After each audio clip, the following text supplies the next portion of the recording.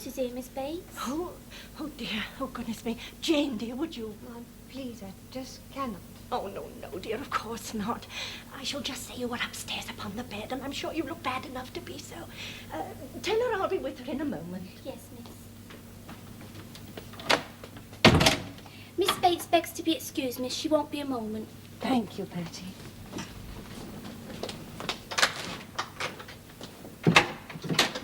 Oh, Miss Woodhouse, how exceedingly kind. I had thought for a moment it might be Mr. Frank Churchill. He promised to call to mend my mother's spectacles again, but he has not been. I expect you've come to congratulate Jane on her post with Mrs. Elton's friend in Bristol. She will be very gratified, I'm sure. Miss Bates, that is not So really... very kind of you. She will be pleased. Dear Jane, it will be very trying to part with her after so long. Poor child, she's retired to bed with a most excruciating headache, and I've positively forbidden her to see anyone. Jane, dear, I said just lie there, dear, till you feel better. I'm very sorry to hear this, Miss Bates, but to be honest, my reason for coming concerns yourself. She would sit up to all hours last night, Miss Woodhouse, writing letters. I said to her, Jane, dear, I said you were surely blind yourself. That is exactly what I said, Miss Woodhouse, and so it has proved. Miss Bates, I have it greatly upon my conscience that something I may have said yesterday upon Box Hill may have caused you pain. What? Who, me, dear? I could not sleep last night for thinking of it. Please forgive me. Oh, I do not recall anything. Nothing at all. And even if you did, I'm sure it was not intentional. I always so generous, so kind. Both you and dear Mr. Woodhouse. Goodness me, what can have happened to Mr. Frank Churchill? Poor mother cannot see a thing without her spectacles, and it's so unlike him not to come when he has promised. Yesterday forenoon, the weather appeared so bright that I foolishly extended my usual walk as far as the 5th beech tree. Really? So today I'm paying a little for my rashness. I'm sorry to hear that, sir.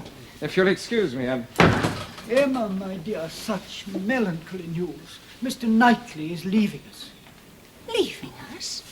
I am to see my brother John and Isabella in London, that is all. Have you any message beyond the usual love, which nobody remembers to carry?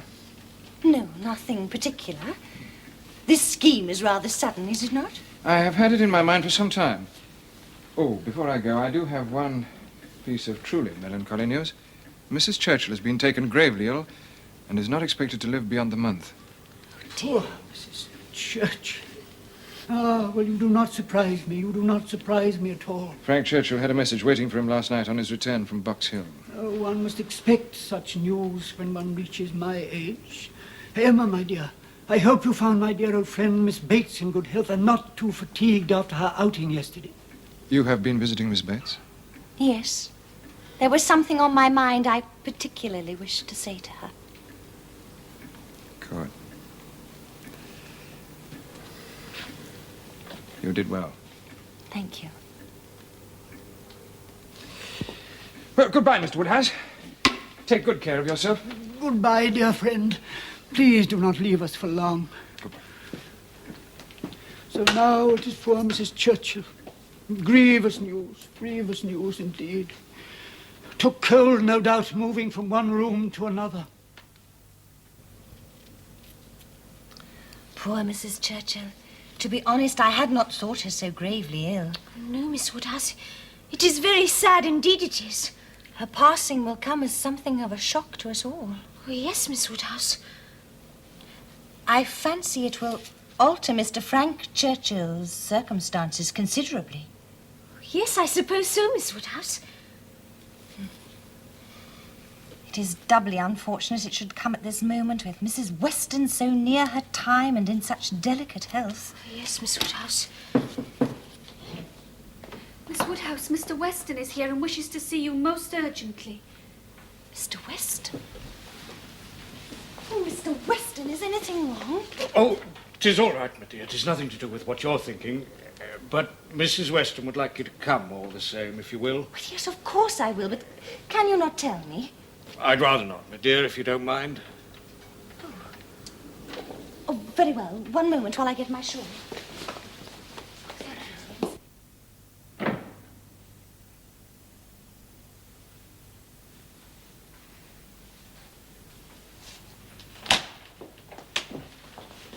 Mrs. Weston, what is it? Please sit down, my dear. Thank you, my love.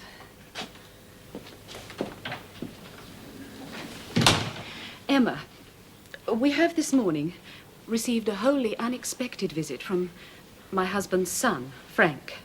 I hope you conveyed my very real sorrow at Mrs. Churchill's death. Yes, of course, but you realize, do you not, my dear, that this will greatly alter his circumstances?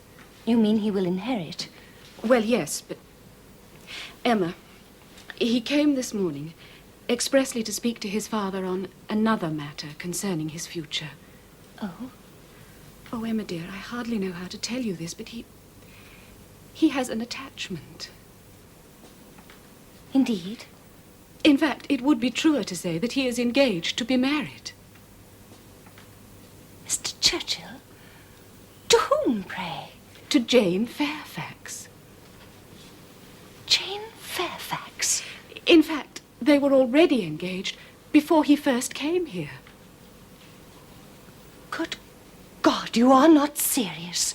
Ever since their meeting at Weymouth. Oh, please believe that neither his father nor I had the slightest suspicion of this ourselves until this morning. Then how could he allow Jane to take a post as a governess? Oh, Emma, he knew nothing of this. On that score, at least, I can acquit him. No doubt his persistent attendance of late on Mrs. Churchill had led Jane to question the wisdom of placing too much reliance on his loyalty. Hence the decision to take the post in Bristol. Poor girl. I fear she must have suffered very much to have taken such a step.